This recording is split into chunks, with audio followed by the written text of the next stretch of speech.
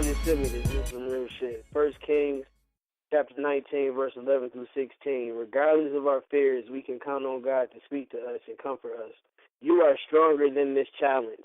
If you are experiencing trials, remember that God is bigger than them all. Nothing will derail his plans for your eternal destiny. My mom just sent that to me, son. And I read that because it's like the shit we talking about now.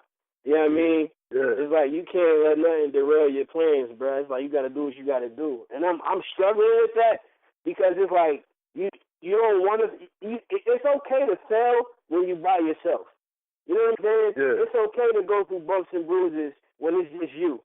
But nigga, when you got a wife and kids and shit, it's different. You know what I mean? It's like you're not the only one. You're not the only one that's gonna miss the meal if you miss a check. You know what I'm saying? Yeah. So it's like I'm struggling. I'm struggling with that shit of just going all in and then stepping back because nigga, I gotta feed my family. I gotta make sure my family got a roof over their head. You know, it's a struggle. I'm saying like this though, Pete. Yeah, God puts his strongest through the most tests. That's real. Yeah. So that's true. I'm just it is what it is, man. That's so real. I mean, so that's kind of what it is, though, man. And you know what? I've had to understand, though, man. And you know what I'm saying, though, I'm sitting here with my boy Twan, man. To my left right here, up, man. Shoot, man. Is that he said, "What's up, man?" My nigga. No, but in all seriousness, though, you have to understand, and it's hard to that you have to understand that when you are that strong, that you are going to be more of a friend to your friend than your friend's going to be to you. Yeah. That's fact. Say that again. You are going to be more of a friend to your to most of your friends than they are going to be to you. When you have that strength, and you have that magnetism about you, and that's just what it is. And a lot of them, facts. you know what I mean. You know, a lot of them will admit that fact to you, not in public, but more in private. Yeah, one-on-one, right? They're not going to do it in public. They're not going to do it in front of people because they have that ego to do it. So you have to. That's when humility comes into play. It's a hard thing to do though, because you want to be egotistical too. Absolutely. you want to show your nuts too. Hold on, motherfucker. But at certain times you got to hold back, and it's hard. It's tough, man. It's tough not to be petty. Oh my God, it's tough. Yo, being human alone, like when you human, so you got them same type of emotions that other niggas they sometimes have. But because you're the one that niggas go to, like you're the one. Right. You know what I'm saying? Like you the friend. Because they know you a real one. They know like this is a real cat who will tell me what I want to hear or tell me what I don't want to hear, but what I need to hear, and keep it honest. So you got to be the one to hold off just a little bit more than the usual niggas, even though you human yourself. So it's like the fuck. But you got to release that somewhere. You know what I'm saying? Because you're still human. That shit, you got to have an outlet to release that shit. Yeah. Welcome to the Common Sense Experience, everybody. I'm one of your hosts, PG-13, along with my brothers Chuck and Amir. What up? For real, man. Yeah, that's real shit, though. That's real shit, man. Yeah. Like you said, we human, so we go through it too, and it's like it's tough, man. Like the three of us. I know Chuck, you know what I'm saying, though. And he know this. I can say it. And you know I love you. But I know how it is, man. It's tough to sometimes, because sometimes you have to be the calm in the storm. And sometimes you want to be a part of the storm. Yeah, definitely, man. You like, God damn, how come I want to wait for the clouds to subside. I want to get up in the mix too. I want to throw a little rain and hell. Like this motherfucker shit. Yeah, man. Go ahead, Chuck. My bad. Go ahead, brother. It's that balance, man. I mean, we can't be, two on the left and two on the right, man. We had to have that balance. Like Pete was saying earlier, we're because we have a certain level of awareness. Like we're always the ones that are putting out. No, I'm sorry. We're the ones that's always receiving other people's shit. But at the same time, it's like, damn, I gotta get this shit off my chest, man. I gotta because eventually that shit is gonna manifest and not gonna manifest in the best way. You know what I mean? Right. So it definitely is definitely is tough, man. Definitely is a tough thing. It's a tough thing though, man. But I think there's a point where you can't fight who you are. No. You have to accept it, and that is acceptance of that is hard. The acceptance of it is hard. It's like why the fuck can I be fucking? Why can I be out of control and sensitive about everything and an asshole? Why I gotta be the? I don't want to be this shit. This acceptance of it, that's the fucked up part of it. Yeah. That's the tough part that you battle every day. Yeah. Yo, another battle is the fact that Amir been putting up a lot of pics with some bad chicks lately, and they all talking about you talking about the shorties I've been putting up on Facebook? Hey, look, man. Like, I'm looking at this shit as we speak, right the fuck now, my nigga. Oh my. Which one? The one coming out the water? The one I'm looking at, Team Fit in all yellow with the abs, and I'm looking at Chocolate Chip, who's just chocolate chipping in the bathtub. Just chocolate chip. Shit. Chocolate. Like, yo, black women is beautiful, bro. They are, bro. Like, this shit, man. Shit. Yeah, man. Fucking amazing. Yeah, man. This monogamy shit gotta go. What the fuck is up with monogamy? Yeah. I'm sorry. Here it is. Hold on, Pete. Hold on, Pete. Hold up. Hashtag petty mode activated. Hashtag petty mode is activated. Petty mode is activated. Here we go. Like, oh man, why can't man? It's too many flavors, dog. It's I hate too many flavors. Yeah. It's too many flavors, man. Like, it's too many, man. And yo, you know what? Women, I seen a stat. Like, some niggas is like, yo, y'all women gotta stop glorifying fuck boys, because the women that fuck with these type of niggas turn around to be the bitter baby mamas. Like, why do all men don't like stretch marks? All that dumb shit. I'm like, nah, nigga, it's because you was fucking with the nigga that you thought he was gonna be the top kingpin or the top something. He turned around to be a bum. Now he treating you like shit. Now you shitting on niggas that really enjoy a nice fluffy thigh. You know what I'm saying? You shitting on niggas that really enjoy them tiger marks on the ass, nigga. If an ass has no tiger marks, I don't want it. It's fake. He said no tiger. It's not real. And tiger marks is not always coming from fat. It's coming from life, bro. That's your life stripes, my nigga. And them shits is sexy as fuck. But nah, you be having these. Why women want men to alterate their bodies and shit, but they hairline is fucked up over their fitted cap. Well, you fucking with the wrong niggas. You know what I'm saying? Damn. If I suck on the nipple and you can't feel that shit, I'm gonna be pissed off. The point of titties is for recreation and for rest. You know what I'm saying? You can't feel that shit. Come on, man. Yo, I really seen a stat going around like women don't like their titties sucked. That's bullshit, fam. That's bullshit. I keep getting this Kim Kardashian shit, nigga, because y'all don't feel shit in your nipples, because they're not real. I know I'm going on shit. Life has been destroyed by thanks for the ad, beautiful niggas. Oh, that's real shit. Wait. That's real shit, man. Oh, that's real shit. That's the realest shit I thought ever. a bitch once, welcome to the world of Henry. You in my world, bitch. Yeah. Are you out of your mind? Thanks for the ad. Like, come on, man.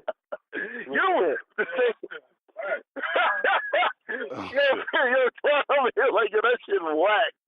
That shit is trash, man. Yeah. It's still happening in 2018, like, profusely. And I said the word profusely. I think that's a word. Yo, that shit. Profusely. Thanks for the ad. Beautiful. Yeah. Thanks. Yeah. That shit is crazy. Thanks for the ad, beautiful niggas, man, out here, motherfucking out here. Thanks for the ad. What the fuck?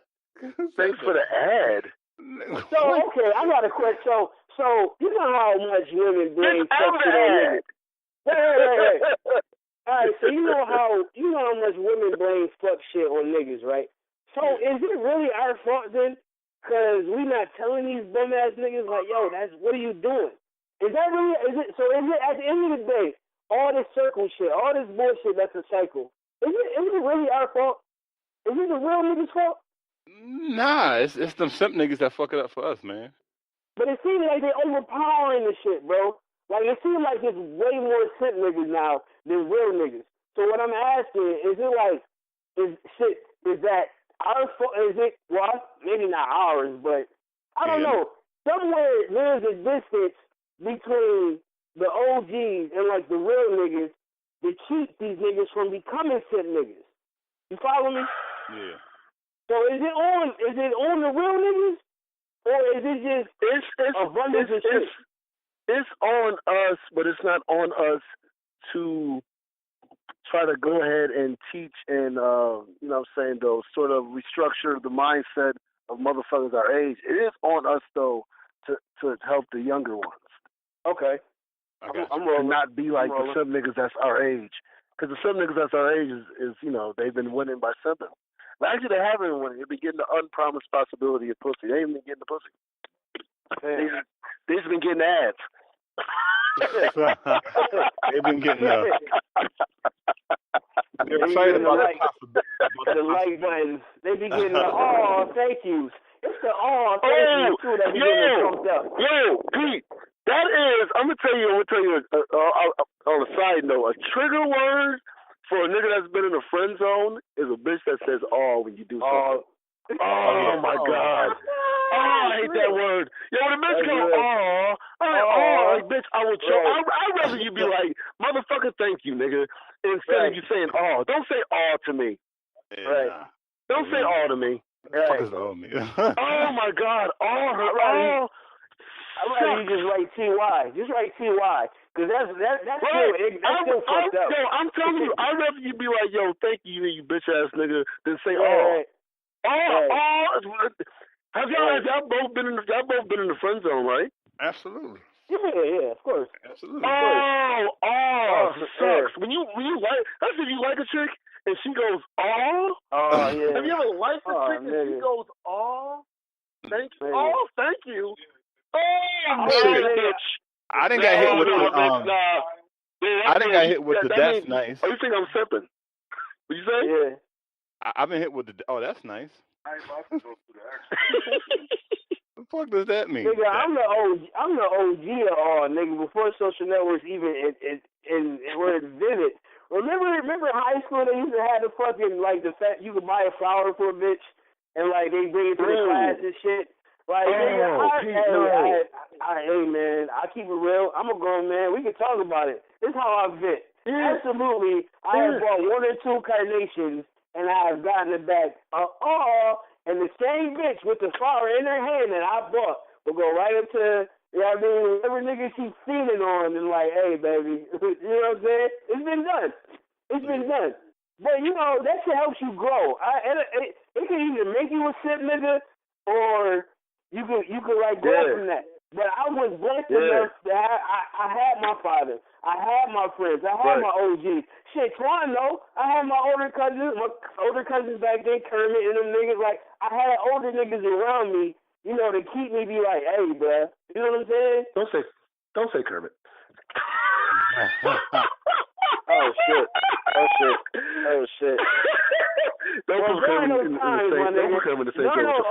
those high school years, I'm just talking about. Yes. Oh, we been the 30. Okay. Listen, we been the 30. Look. No, I'm just saying, don't put Kermit in the same. Don't put Kermit in the same. No, I feel you. I feel you. I'm just using. You still had the older heads around the young niggas trying to school niggas, and I think that's not. You don't see that a lot like you did back in when we were younger. This nigga Amir, man. Yo, the pettiness. I said what I just said. And, Twan was like, yo, I almost want to call it. Come on, man. It's Twan talk because you sitting with Twan. I'm like, yo, hey, man, listen, you gotta understand. I use that as an example because Twan was around. Twan was one of them niggas, Twan was one of the main influences, like, to help me, like, still be a rapper. Nigga, when I'm young as fuck, I was out there trying to spit. Nigga, Twan was one of the first niggas I heard me spit. Yo, you do this?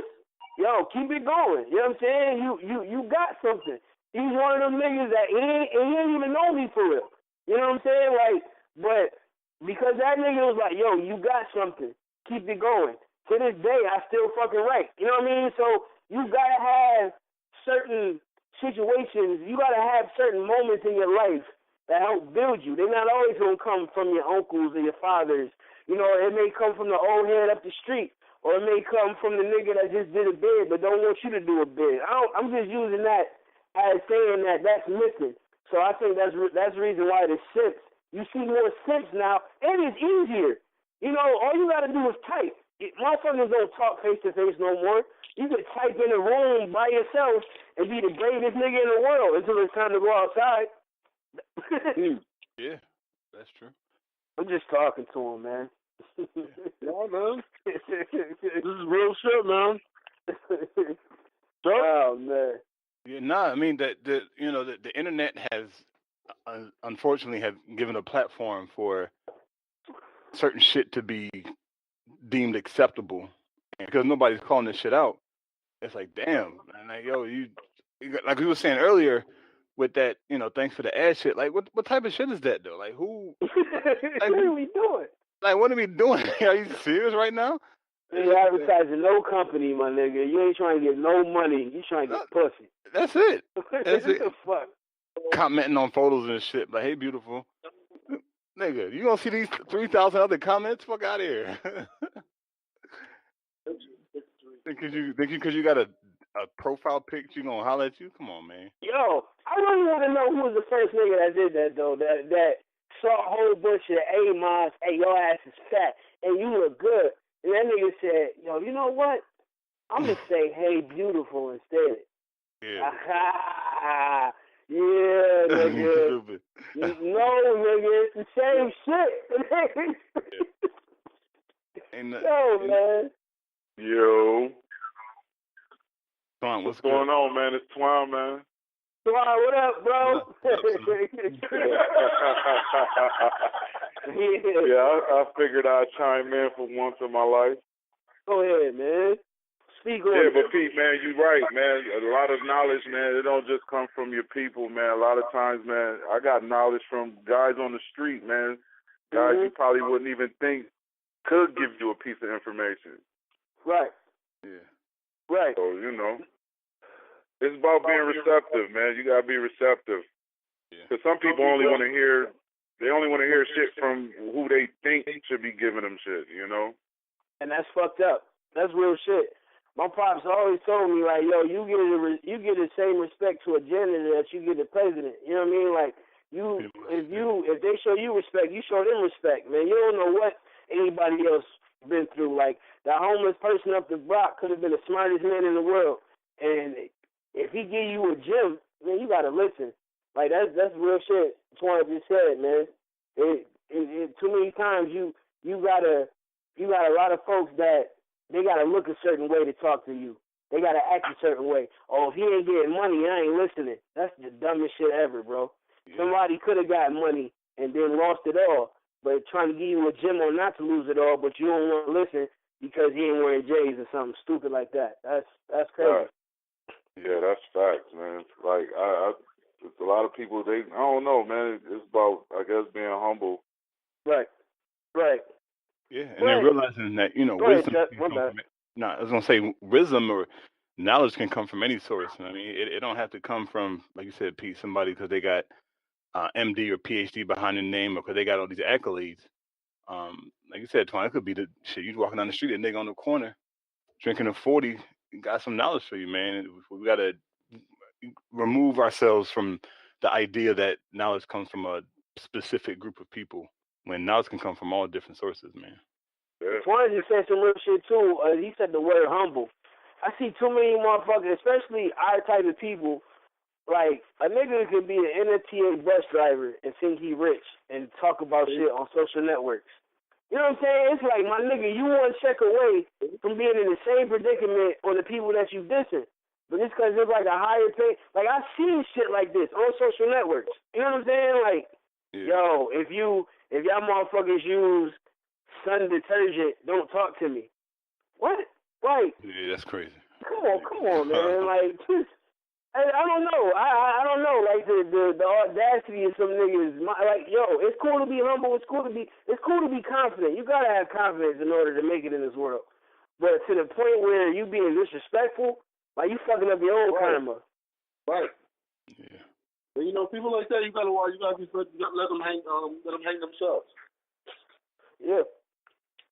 Yeah, pretty much. Yeah, gotta let them hang themselves, man. Yeah.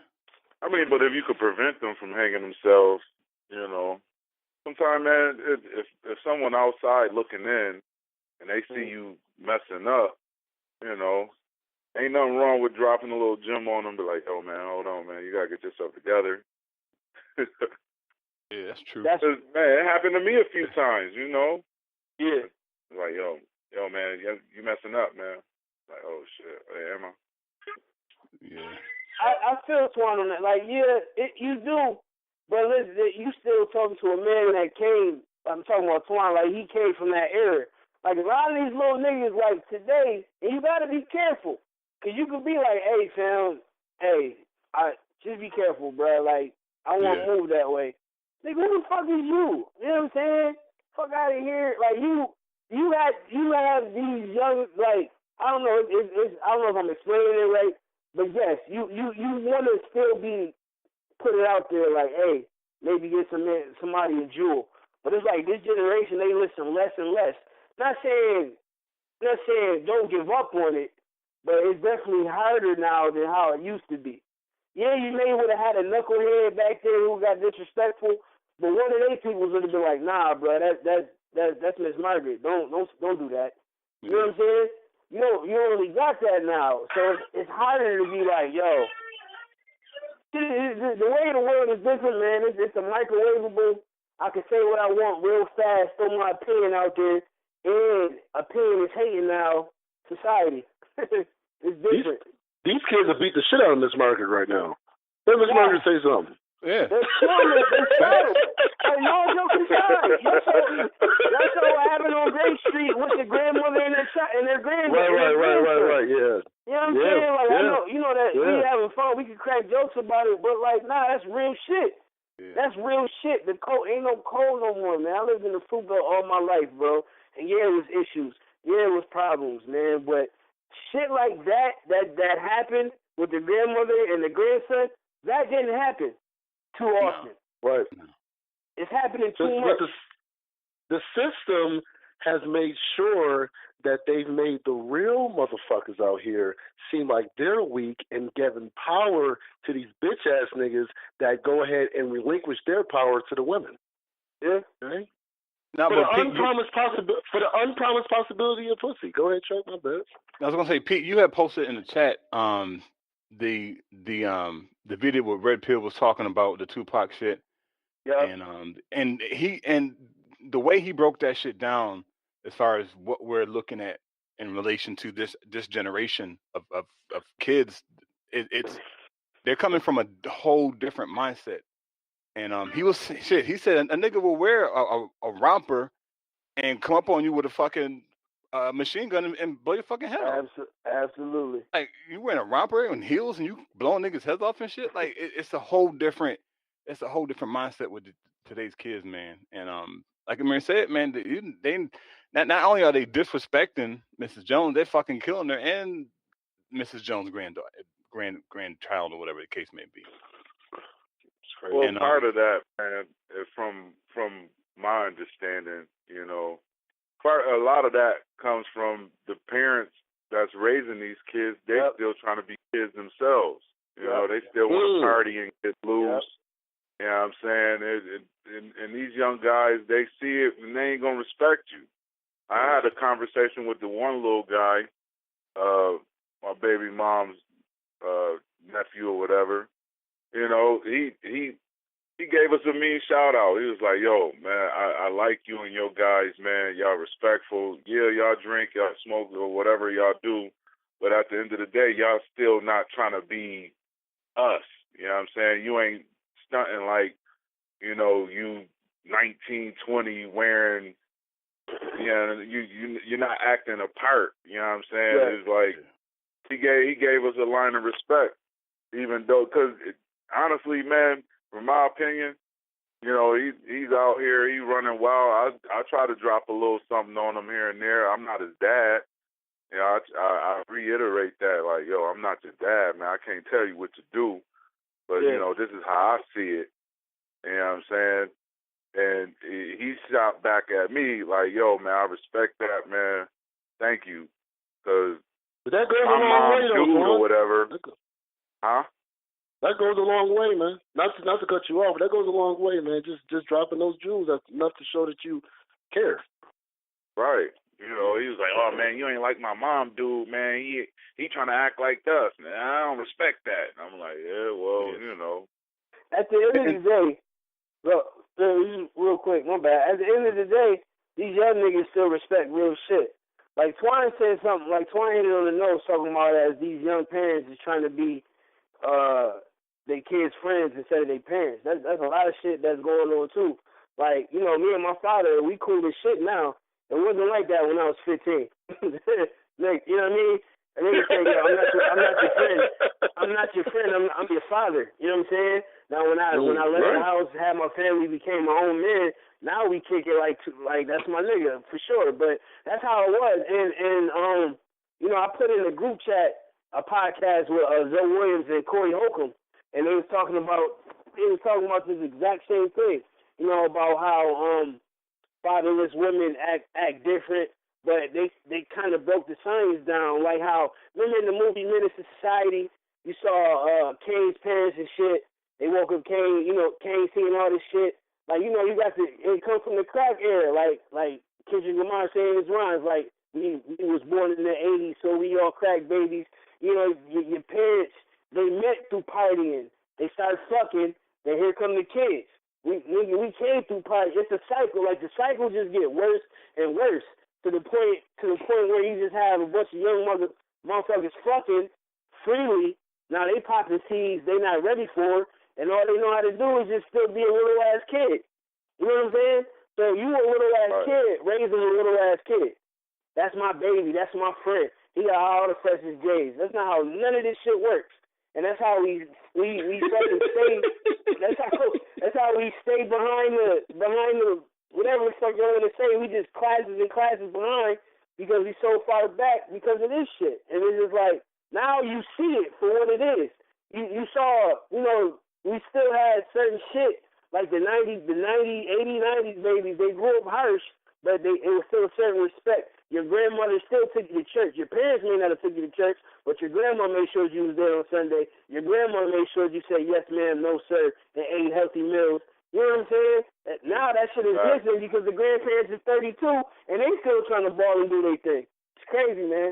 It's deep. Like, yeah, and that's what a lot of teenagers, they don't respect that, man. Like, they feel like you trying to party like them. You still trying to be right. Nah, 18, 19, 20. Right. Yeah, but Tom, you said something that was pretty profound, man. You said that some of these kids, all they're looking for is somebody who cares, right? Mm-hmm. Especially coming from somebody that looks like them. Like, yeah, nah, I ain't. Right. I mean, I ain't really trying to come on your head. I'm just showing you that I really care, because when they look everywhere else, all they see is people don't care. Right. And when one of us, you know what I'm saying, we're starting to we'll be 40 in a few years, man. And we're reaching out to this younger generation. Like, we care, man. Like, we understand the struggle. We understand, like, the pains, man. We've been there. I mean, and it's not coming from a place of judgment. It's like, yo, I'm here for you. I care. Right. And that's all they're looking for. Well, one of the things they're looking for. I'm pretty sure there's multiple. But, you know, man, a lot of these young parents, they line the defenses barking at the child, man. Like, exactly. This ain't what you supposed to. Like, and they looking at you like, man, wait a minute, you just did what I just did yesterday. You know? Yeah. When they view you like that, man, you lose the respect gets watered down. Yeah. Because there's no integrity between what they're saying and what they're doing. And kids, and one of the things that kids these days, they're very, very attentive. Like, they pay attention to a lot of shit. You'll be talking to a kid and say and they'll say some shit like, "Damn, you was listening?" "Yeah, I was listening." "What you mean?" They're very observant. They're taking in all because for us it was a lot different for us coming up. Like they're constantly being bombarded with all type right from the smartphone, bro. Like just imagine, bro, they can get an answer to any question by going into a device in their pocket. Like we didn't have that luxury growing up. Yeah, no. I mean, We so had these to go kids have through the access to a lot of index shit. cards and do Hell encyclopedia yeah, lookup. that's it, man. Or we had to wait till we get to a library to get that information. Now these kids can, at the drop of a hat, can go in their pocket and get an answer to any question that they fucking have. All they gotta do is say, powerful. "Okay, Google." That's it. Okay, Google. Okay, how do I Google. do X, Y, and Z? And they could say it they could verb it any way they want and it still pop up. Pretty much, man. So this generation that we're dealing with, it's a whole completely different mindset. And the brother, and I'm gonna try and post that video what the Red Pill was talking about, and because he actually broke that shit down. It kind of almost sounded like a science. Pete, I don't know if you agree with that, bro, but that shit sounded like right on point. What part you talking about, Chuck? When Red Pill was talking about the generation, and he was talking about the whole Tupac, the Triple X shit, and how to the younger generation, Triple X is to them what Tupac was to us. He broke that down so ill, fam, that I had to go back and like rewind, like go back to it a couple times to really just get a grasp. Yeah. And how he really broke that down to how music is today. Yeah. It's true shit. You know what I'm saying? It's true shit. Like Chuck, like Amir alluded to, man, the machine, the system. They got ways. They do all this fucking algorithm shit. They do all this calculation shit, all this equation shit, where they see what works and what doesn't, as far as keeping us as people, keeping our people as sheep. You know what I'm saying? Like true shit. You know, black people was in the music period. Rock and roll, country, gospel, blues, rap, hip hop, all that shit was created. But you peep how like the death metal band people shit, like the fucking Kiss or Aerosmith or Alice Cooper, like those motherfuckers was the druggies. Those were the people that was popping the pills. Yeah. Those were the people that had the, you know, you was using the opioids and shit. Like, yeah, black people had heroin, crack, whatever the fuck, weed and all that shit, but it wasn't the opioid shit. You know what I mean? Then here come Cash Money and Lil Wayne trying to avert that rock style. I'm not a rapper no more. I'm not a lyricist. I'm a rock star. I'm a pop artist. I'm a rock star. So they incorporated that rock star life into the hip hop shit. And then from the little areas, here comes the Young Thugs. Here comes the fucking little Uzi Verts. You know what I mean? Who just came out and said, all y'all niggas that like my music, y'all going to hell because y'all worship Satan. The Tekashi 6ix9ine and Riff Raffs. Right, but you know what I'm saying? So it's like that's the media, that's the machine, that's the motherfuckers infiltrating this shit. Cause hip hop came from, nigga, we need to vent. We got a story to tell. We got problems. We going through shit. You know what I'm saying? We got issues. The fucking police is killing us. Like that's where hip hop stems from. Them niggas like, nah, we can't. Nah, this shit getting crazy. How we gonna dumb this shit down? Here comes the rock. Oh, yeah, it was always about the struggle. Original hip-hop was always about the struggle. Right. Charlie, you can't push that Red Pill podcast shit, bro. Like, how they break it down. Like, niggas already know for real, but it's deep. My bad, Amir, go ahead. No, Chuck, you want to say something, Chuck? Nah, like, just really quick, I know you got to get in there, but, you know, Pete, you said some shit that was pretty good, too, man. Like, just think about, like, the channels or the distribution of music has changed. Like the way back then you had to get into the game was a lot different than it is now. Like if I wanted to come out with an album, by the end of the day, I can put together a 7-track album and put that shit up on SoundCloud, had that shit up on YouTube. Right? Artists didn't have that luxury 15, 20 years ago. It's completely different. Right? So you can you had to go extra hard back then. Isn't that how Lil Boosie was found? Like he was started on YouTube or some shit. Mm-hmm. One of them niggas was like putting a bunch of this shit on YouTube, and then that's how they got on. Like That's how a lot of these niggas get on now. That's how that designer nigga got on SoundCloud. Yeah, all that man. shit, you know what I mean? It's easy access. It's a gift and a curse having this internet shit, man, because now motherfuckers can just put up. It's all Spotify having your music stream. You don't really get paid for the service, but it's all about how much product you can put out. It's not about the quality no more. It's about the quantity. So you gotta So that's why you got a whole bunch of bullshit, and they gotta keep getting their little 10 cents a stream just so they can pay their bill. Like it's all tied in, man. The man said it's all a part. It's all a fucking system. All this shit was planned out. All this shit was fucking. All this shit been in motion. Ain't nothing new about this, man. Yeah, man. Yeah, man, we live in a society. But, you know, you talked about the drugs and everything. You notice that every time we have a revolution or something that's going on that's inspiring our people, they make sure they infiltrate the drugs in it. When it comes to the Black Panther movement, it comes to the revolution movement, it comes to even the rock and roll, early rock and roll, Chuck Berry on drugs and all these other artists on drugs and howling. They gotta water it down, man. They gotta water it down. That's what they do to us. They put that drug culture in it or whatever though. Every time. You know what I'm saying? In the 80s they did 70s heroin, 80s crack. They always make sure they put that element into our communities though that they bring in. They turned Billie Holiday back into a heroin addict, fam. She was sobering up.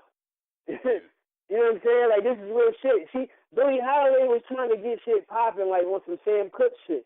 You know what I mean? Like, right. Have your own record studio, own your own music, own your own record label, own your own publishing, all this shit. Fucking Billie Holiday was a child who been raped, who was dealing with bullshit, who was a hustler, who was a heroin addict, got cleaned up. She did the Strange Future. She recorded the Strange Fruit song. That shit was gaining traction, and we all know what Strange Fruit is about. And for those that want to act like they don't know what it's about niggas getting killed and hanging on trees and shit. You know what I mean? She was really spitting real shit. And once she got sober and her mind cleaned up, FBI was like, nah, nigga, we can't have this. Fucking Hoover said, no, we can't have this. Injected something in her to get sick, to make her be in the hospital where they strapped her up. And every day they kept feeding her heroin until she became an addict and died again. Damn. Like, they don't, yo, man, this shit is crazy. I'm going to peel it back an onion. And that's what makes it, yo, you want to progress. You want to go further. You want your people to get right. You know what I mean? But it comes, when you do it, when it happens, it comes to me from the CIA. Like, goddamn. If somebody was to ask me if throughout an entire history, if there was one person who I can say would resemble Satan in the flesh walking on earth, I would say it was J. Edgar Hoover. Damn. That motherfucker was. Why are you taking it to J. Edgar? Who? J. Edgar Hoover? Right. That nigga was demonic. I'm talking about like straight, shit, bro. Yeah, bro. That nigga was on some whole new level type shit, man. That he hated himself. He was a bitch little man who was gay as shit, and his mom knew it. His mom and he took it out on black people. Yeah. They gave that's the definition of what's going on. The type of people that's becoming cops. The nigga that get bullied in school, get his ass whooped, that give him power, and he shook as fuck, and he shoot niggas because he can. That was J. Edgar Hoover, man. Yeah, man. Man. Yeah, man. That's why I said society is ran by dick and the booty ass niggas like J. Edgar Hoover. Shout out to Diddy. Oh, I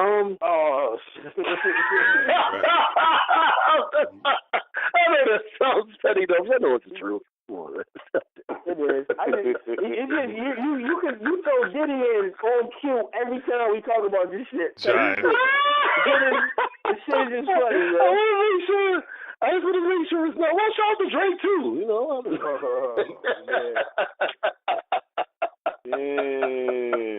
Hey man, listen, man. Y'all do what y'all gotta do, man. Y'all do what y'all gotta do to survive, right? Ain't that about a bitch? Yeah. Listen, man. By the way, awesome awesome fucking combo right there, bro. That, yes, bruh, awesome. Chuck, man, let's get it started, man. Damn, damn. We went in. No, this is shit. Fuck it, man. Let's just go into the joint, man. I mean, we, they already know it's a common sense experience. You can check the show out on iTunes, iHeartRadio, and now Spotify. Yes, it's official. Okay. We are definitely in Spotify. So if you got Spotify and you know what I'm saying, you're an Android or Apple user, you can listen to the show. Oh, a couple of shoulders got brushed off right there.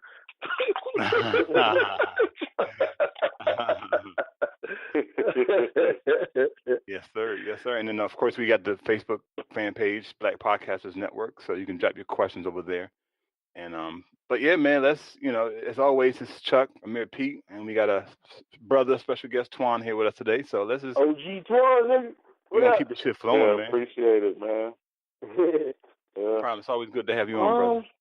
That's so bad, though, man. Yo, Pete, did you give a mic check 1 2? What is this on it? Oh, my bad. I'm fucking up. The combo is ill, man. Yo, mic check 1 2. What is this? Mic check 1 2. What is this? What's goody? What up, motherfuckers, man? All right, man. Like Chuck said, man, we got a special guest, our boy. You know what I'm saying, though? You know what I mean? So the the young OG, Twan. Yeah. Twan with us today, though, man. And you know what I'm saying? We're going to put on a great show. I'm glad to be a part today, man. I'm glad to be a part. Man, we appreciate you being on the show, brother, though. But you know what, man? As always, we start off the show, man. So, Pete, man, they got a little bit of, what's aggravating you? So, man, what's on your mind, man? What's grinding you? Nah, I mean, the combo flowed today, man. We can just get to the shit. I said what I had to say. I think we recorded it. Listen, man, it comes to a point. All I'll say is it just comes to a point where, and it could be growth, it could be ignorance. I don't know what it is. I'm human. It just comes to a point where, hey, man, fuck all the fake shit. Let's have a real conversation. We grown as men, we grown as women. Fuck all the petty feeling shit, because we all get emotional. That's real. We all get emotional. We human. Shit happens. But niggas got to learn to put their emotions to the side and have a real conversation. And if we can't have that, there's no reason why to continue relationships or conversations, man. So I say that to say we too old and too grown for the fake shit. Let's have conversations that's genuine, and let's have conversations that will help us get to another level and not stay stagnant. Yeah. Okay. Yeah. I mean, basically what he's saying, man. Let's cut out the bitch ass nigga shit. You know what I'm saying? We gotta cut out the shit. You know what I'm saying? That's very eloquent how you said it, and I appreciate that though. But see, I'm at a level of ignorance right now where I'm not gonna go ahead and be. I respect it. We're working in media. I'm working on my shit. I'm trying to get better. We're in media now. We're on Spotify. Man, we're trying to grow. Yeah, man. We're trying to ban the bands. Right. Yeah. Right. Trying to ban the bands. You know what I'm saying? We're banning bitch ass niggas, so banning bands. We're banning the bands. Banning the bands. Bands will stand no chance.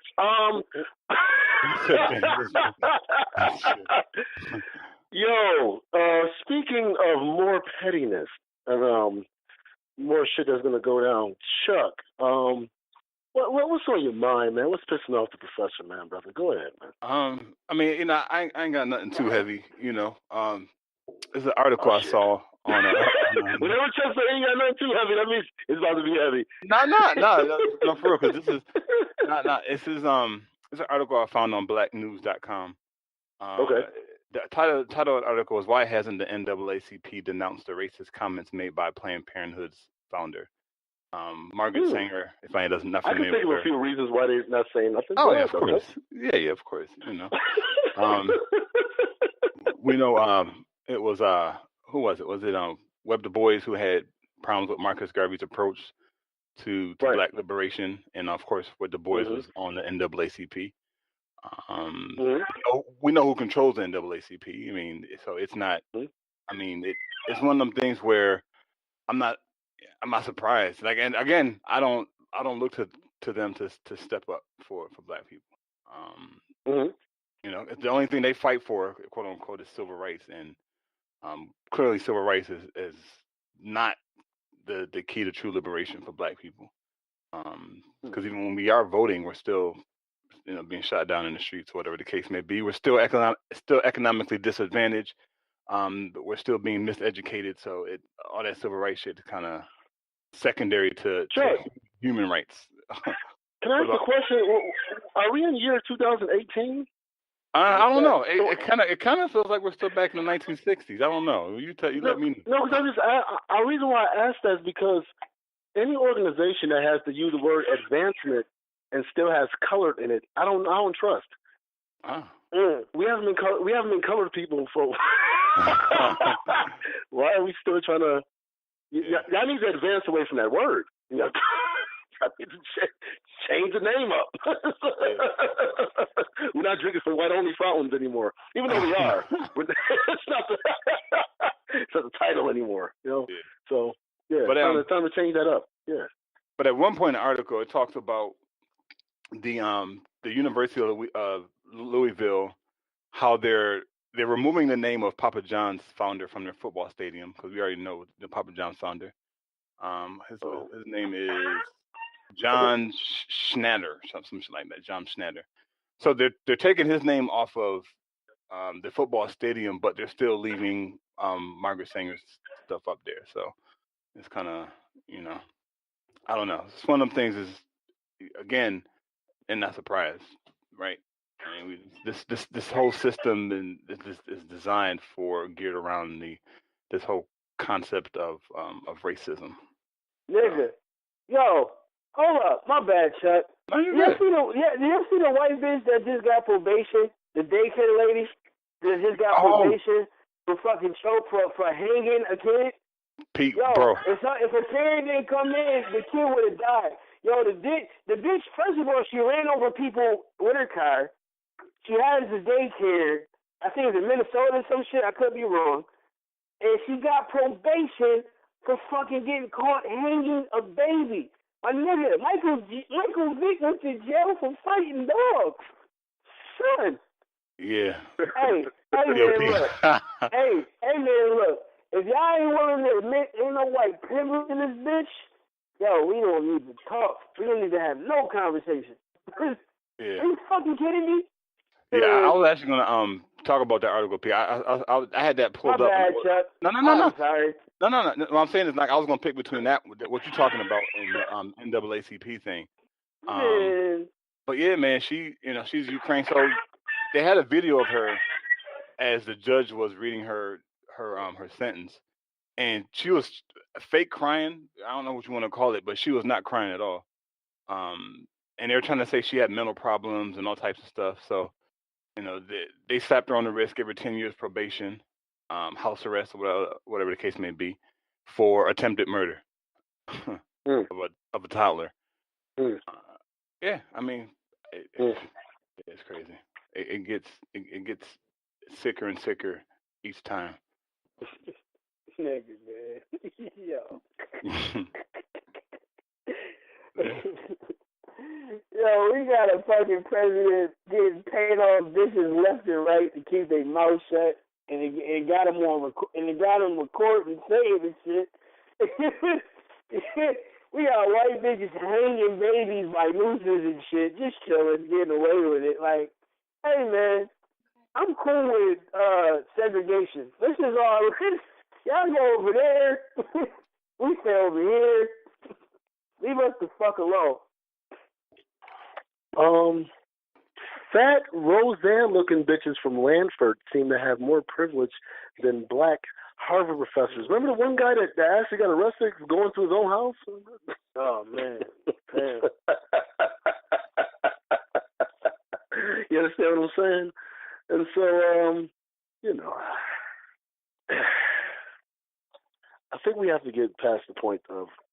We definitely have to get past the point of waiting on a moment when these and again, this isn't to say all white people, but the ones who are in control, when these demons change their minds, they're not going to change who they are. These zebras aren't going to change their stripes. It is what it is. So we have to gather together, man.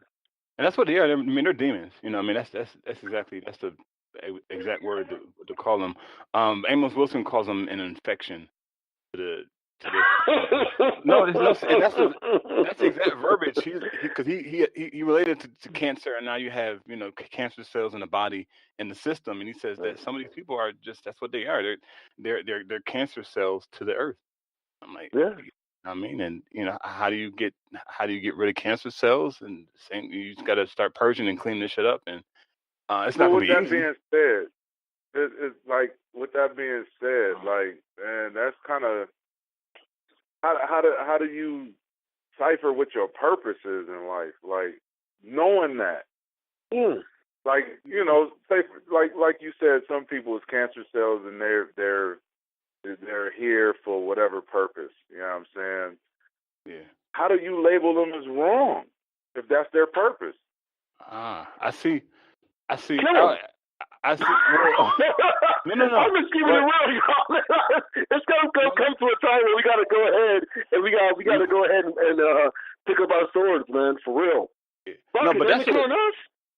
No, but that's a good question though. Twan, like if you think about when you're talking about like disease in the body, right? And what I'm about to say may sound crazy.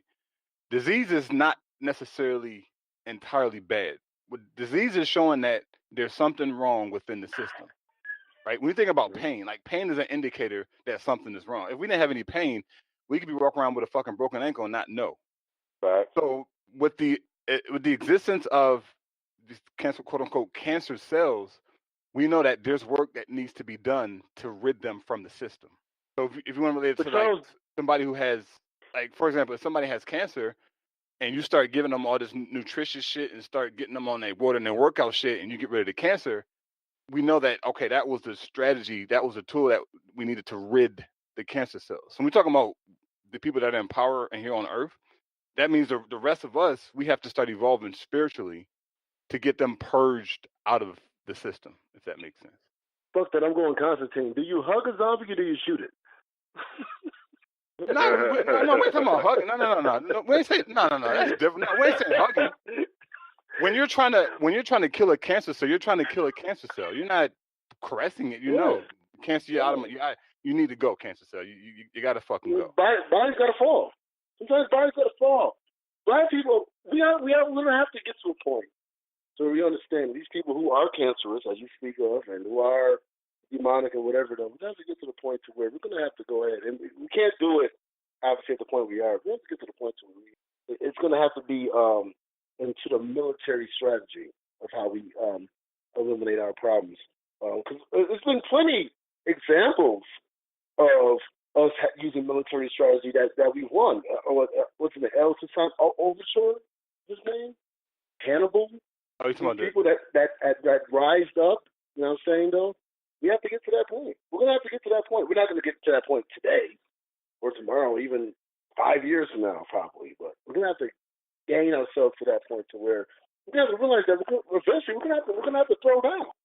We're going to have to throw the fuck down. That's just what it is. That's just what it is. We've been punking up too much. Been caking too much. This thing said, are we caking the white people? Come on, babe. Don't be like that, babe. Stop being racist, babe. There's too much pillow talk going on. Stop using white supremacy, babe. Come on, babe. Don't be racist, babe. Come on, I got you, babe. Stupid. Kill one of my children so you can be okay, babe. some events, man, it's tragic, is ungodly, but man, sometimes, man, I sit back and I think, man, that's nature's balance. I kind of view it that way sometimes. I could be right, could be wrong, I don't know, but sometimes, man, I just view it as nature's balance, man. Tony, I actually agree with you. I actually agree with you on that one. Yeah, my bad, Amir. You can go ahead, pimp. No. I understand where you're coming from. And God bless it. But no, I think we're we're just at a point of understanding too much. I'm not. When our children, our women, who we're as men supposed to protect, are being falling victims to it. At some point in time, it's like shit, man. Fuck the understanding, and fuck the trying to philosophy. You know what I'm saying? Being philosophical about it. Oh no, I'm not saying dumb yourself down over it. No. I know you're not saying that. Yeah. I know you're not saying that. I know shit. If there's anybody who's ready for war, this brother. Well, when I kind of categorize it as nature's balance, you know, it takes a bad incident. Like for instance, the grandmother and the grandchild or whatever. It takes an incident like that to make leaders out of some people. Some people, you know, they're hermit themselves. They'll be away, they lock themselves up from society or whatever. But that's. I love that. I love how you said that. That's called context. Incident, right? You know, an incident like that will make somebody come out and want to stand up and you know, fight for what's supposed to be right. Well, see, I like how you did that, Twan, because you see that you brought that full circle. Because see, it's not to. I like how you did that though, because a lot of times people say certain things and they leave it without explaining it, and then or they feel like they don't have to explain it. You know what I mean? I think people get arrogant in what they say and don't explain. So I like the fact you explain that though, and you explaining that we brought right back to brought it all full circle though. So I like that though, man. Appreciate you breaking that down. Yeah, absolutely, 100%. Sometimes, sometimes people have to be martyrs. Is that? Yeah. Some people have to be martyrs though for certain situations. They have to go ahead and change. They have to have drastic times. Sometimes have to happen though, so you can have drastic measures. I like that. Appreciate that, Twan, man. Chuck, Pete. Nah, that's right on point. Yeah, right on point with that shit, man. Yeah. Shit, if everything was all peaceful, who would stand up and fight for what's right? Yeah. That's a very yeah. You're right. Yeah, if everything was peaceful, I might be able to stand up, man. And so you have to have certain incidents happen to let you know that that shit is real. Like, you know, because sometimes we do walk around like shit isn't happening. We want to be comfortable, like shit ain't happening when we know shit is happening though. But we're comfortable in our amenities or things that we have or things that we do or jobs that we have, and act like, oh, this ain't going on, it ain't affecting me. And then it takes sometimes certain things to be up in your face to let you know, no, nigga, shit is real out here. So social media opened the world up. Yeah. Oh yeah, it definitely did. Yeah.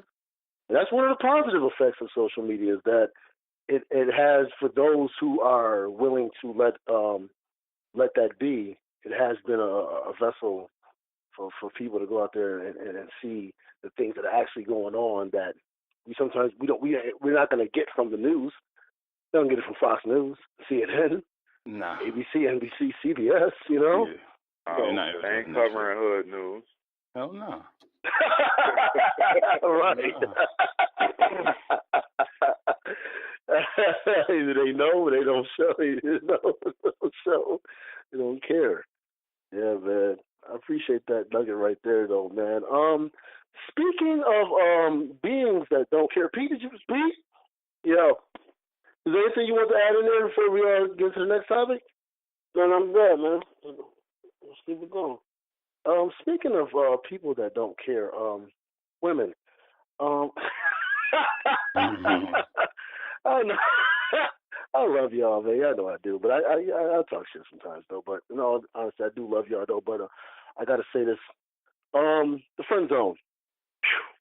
Oh God! I'm pretty sure we've all dealt with we've all dealt with the friend zone, though. But I want to get specific on the other aspect of it.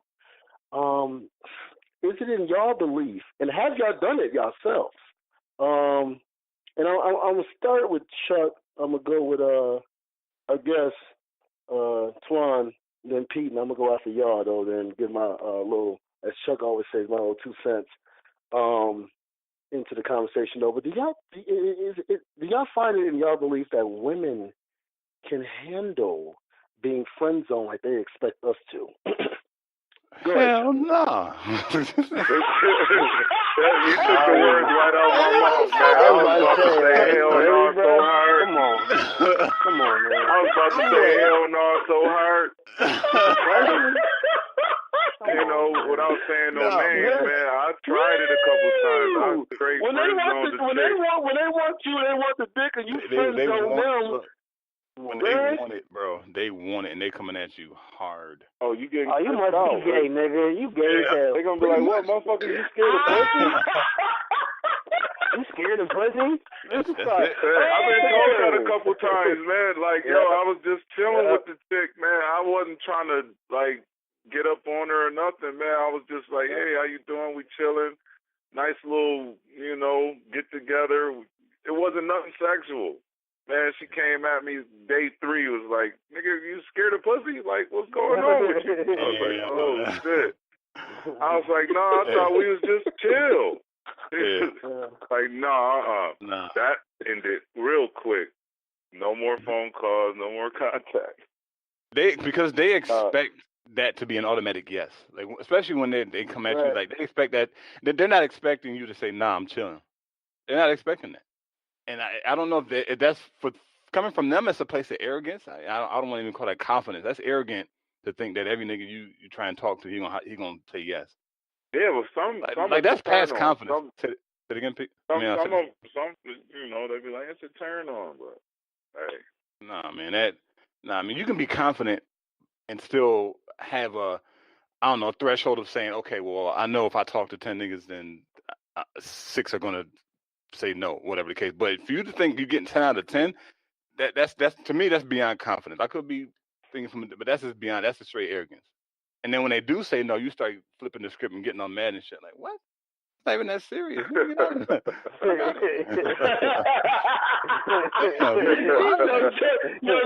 I'm telling you, yo, what? It's hilarious. Hilarious, man. You want Joe Budden? You can see Charles' eyes squint when he says it on the phone. It took me out, man. Just the whole the mindset dynamic between men and women, man. It's similar in ways, but in the ways that it is different, is completely two ends of the fucking universe. Hey, the ones that the motherfuckers what he ain't get to hit. That you a grown ass woman. If you don't just say what you want, you know what I mean? Like, right. You know, I've been in situations like I ain't get to hit. You know, Shorty might have like her titties out one day or something, or they do some extra shit, and you notice it, but it's just like, okay, that's what's up. You look good. I hit. You know what I mean? But nigga, real niggas, it's not gonna change everything, bro. Like, and I hate to say real niggas, because so many bum, fake BAN niggas say real niggas. I hate that shit. But, you know, non-simp niggas don't chase everything. Ooh, non-simp, new term. I like it. That's rare. But if you want me to, you know what I mean, if you want the yada I mean, say what's on your mind. I'm like, I ain't gonna read minds of a grown ass woman, bro. Not happening. Right. The one chick told me, man, that should be automatic. I was like, automatic? What? I hate them bitches. See, man. She told me, I gave you a shot. That should be automatic. I'm like, whoa. Yeah. Nah, it wasn't like that for me. I was just, you know, I thought she was cool, and I just, you know, female company sometime, man. It ain't gotta be sexual all the time. Mm-hmm. Bitch, your pussy might be good, but it's not better than the dick I'm gonna give you. Are you out of your mind? Are you out of your mind? Ladies and gentlemen, try having a fucking. Let me get in my recliner and crack my beer and bag of chips. Try having a fucking baby without dick, bitch. You can't do it. Right. You can't do it. What comes from me that goes in you. Well, I don't know unless they talking about turkey basting. I don't do turkey basting. And you still gotta have semen in you. You goofy bitch. Are you out of your mind?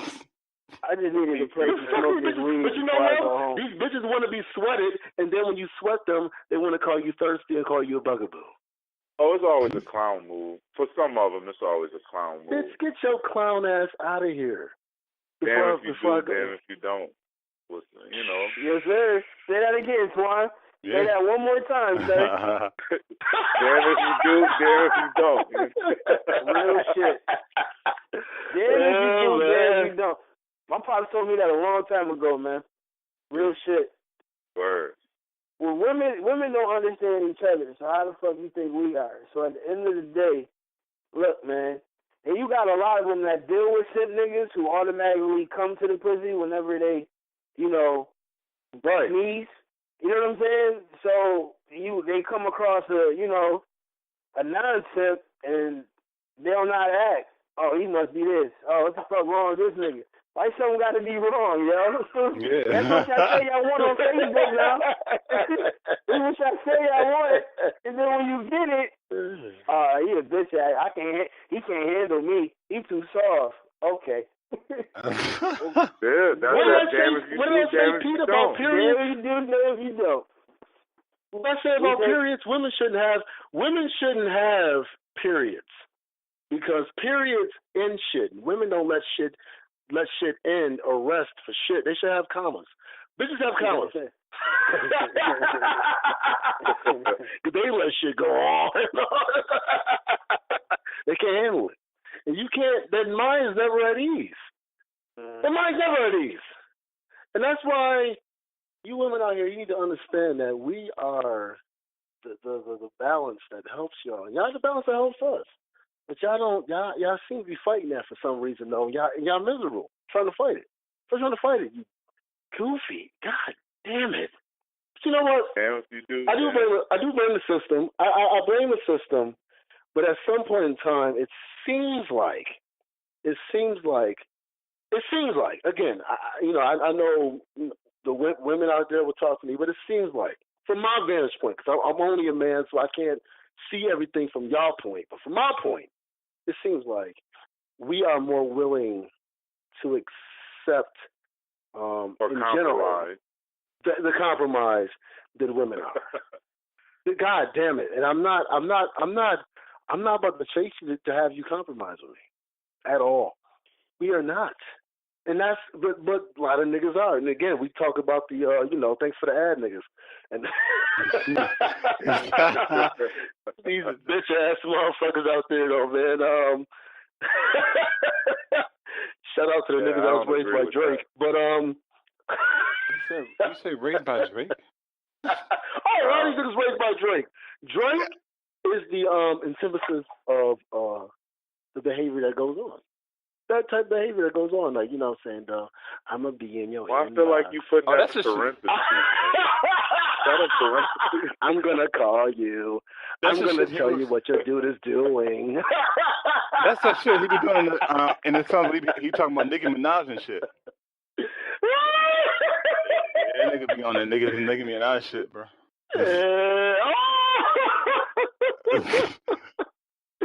Oh, shout out to Aubrey, man. Yo, man, good looks, man. Yo, man, it's all good. But listen, I'm just being petty right now. Shout out to Big Sean too. I see you doing some bitch shit too. But it's just, yeah, man.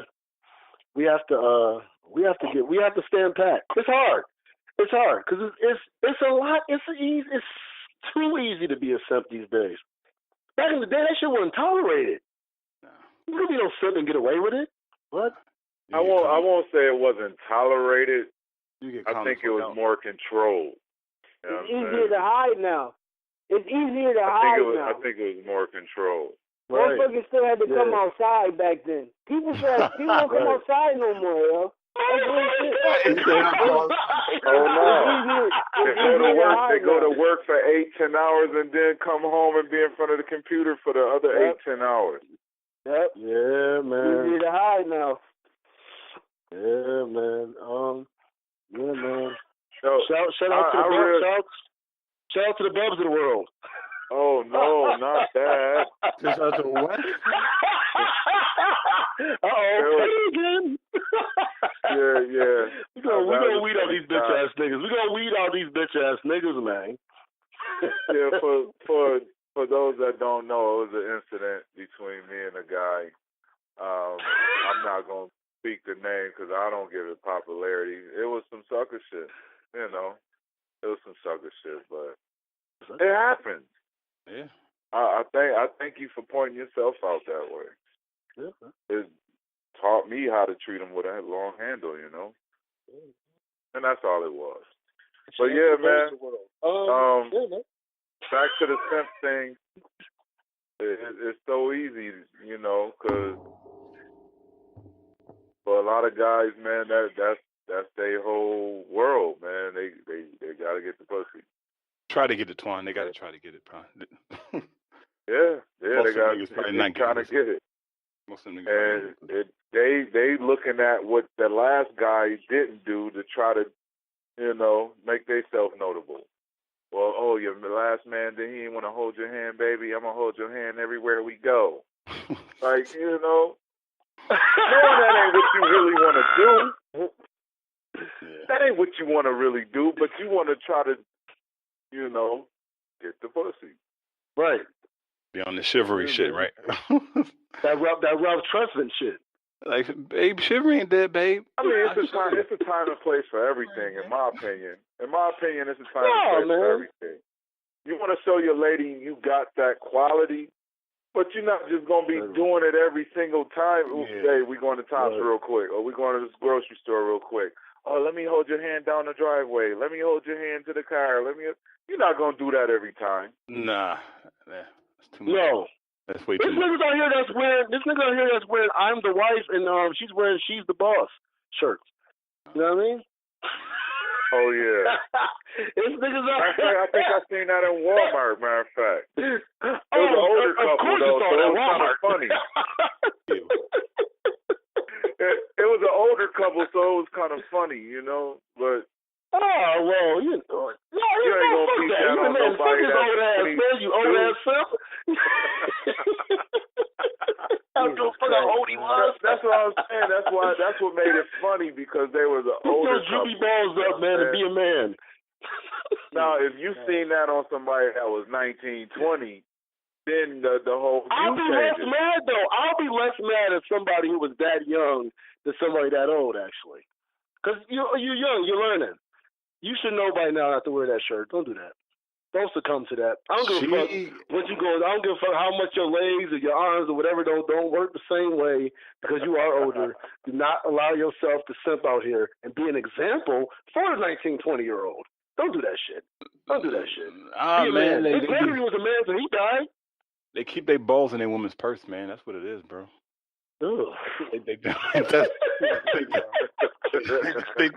They testicles be in their woman's purse, bro. Hey, wash them off before you put them in there, please.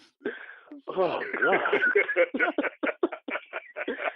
Some be having some haymakers on the low, and nobody knows, man. They be killing niggas.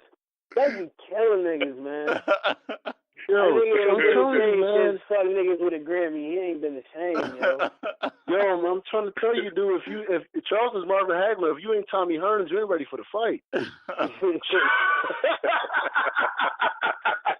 Chuck is ready to throw down, bruh. This should be crazy, man. Yeah. Yo, man.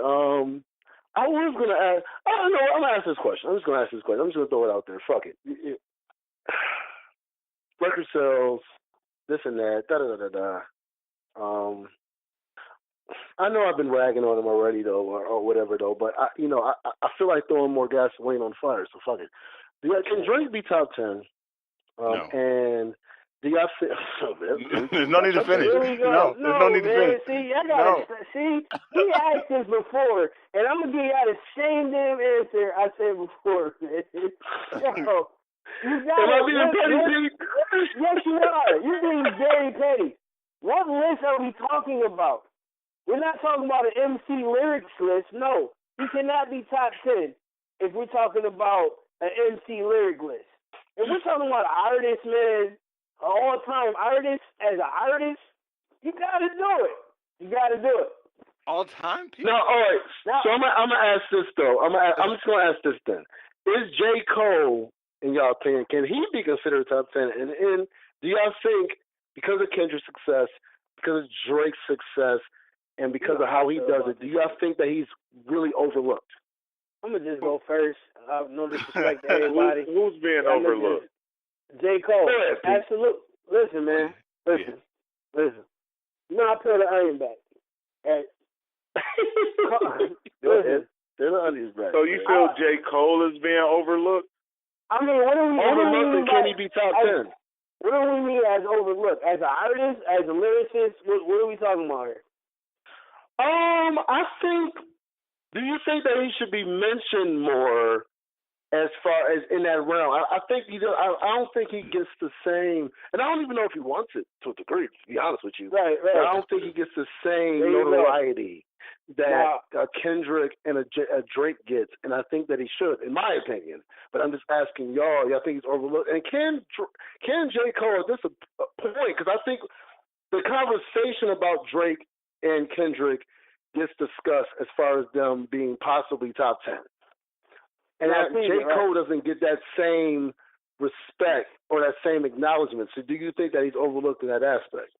I think he does get acknowledgement. I think he does get acknowledgement. Okay. But my thing is I understand why you're asking this question, but like you gotta remember, like in the place we live in, man, everybody is a critic and everybody is a follower. So the thing that kills me about the critique of Cole is that he's boring and he needs to hop on somebody else's beat. This man is a producer. This nigga is an artist. He's a musician, along with being a lyricist. You know what I mean? He crafts his own albums. He's a beast as a producer and as a writer. So I would say he's definitely underrated as far as his talent being recognized. He don't get enough respect for his talent. You know what I'm saying?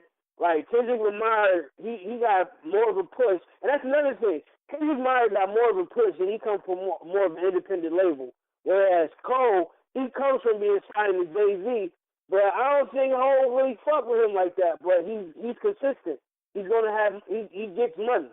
J. Cole got a consistent. He get a lot of play on XM. I be listening to XM when I'm riding around, man. He get a lot of play on XM. He do get play, but you notice he ain't never really had a feature. Drake got more features with Hov than J. Cole does. And Kendrick. And that to me that's crazy. Yeah. To me that's crazy. It doesn't matter because Cole hold his own. Now look at like anybody else that would have had a Cole type of career that's under a Jay-Z and a Jay-Z doesn't back him, they wouldn't have fucking made it. You know what I'm saying? Nobody else would have made it for real. Cole, you gotta give him props for making it. He's a producer. He makes his own shit. He writes his own shit. He crafts his own shit. He got documentaries with HBO. He has a good team behind him. He needs credit as far as the talent goes, and he should be top 10. But I don't think he's underrated. Cause I mean, would you have him top 10?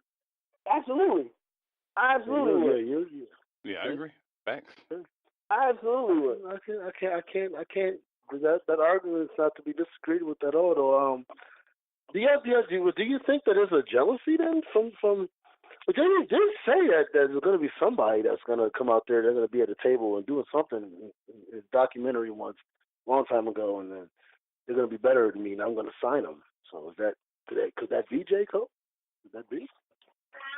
He's done platinum without features. Yeah, twice. Well, I mean, J. Cole, he's very talented, man. Like people saying, man, he does all this shit, man, and without any features. He's savant.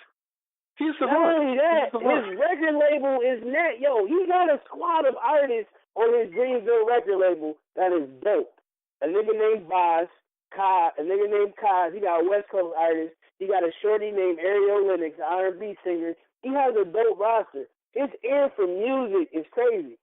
You know what I'm saying? Like, that's what I'm saying. Kendrick Lamar, he's on Sprite commercials and shit. He get mainstream. Cole don't really want all that, and I respect it. Yeah. Nigga, if you was to ask anybody who career you would want over them niggas, a real motherfucker would probably say Cole. This nigga, he chilling. He got a family now. But it was the process. This nigga came out in 2009 with Lights Please. Shit was dope. You know what I mean? And everybody's career, I want Black Thought's career. Yeah, man, Black. Come on, man. See this nigga. I knew I was gonna take you there. Come on, man. Hey, that's why I'm saying. I know. You always fucking do that. Like, come on, man. He said you always fucking do that. This nigga gonna go to the shit.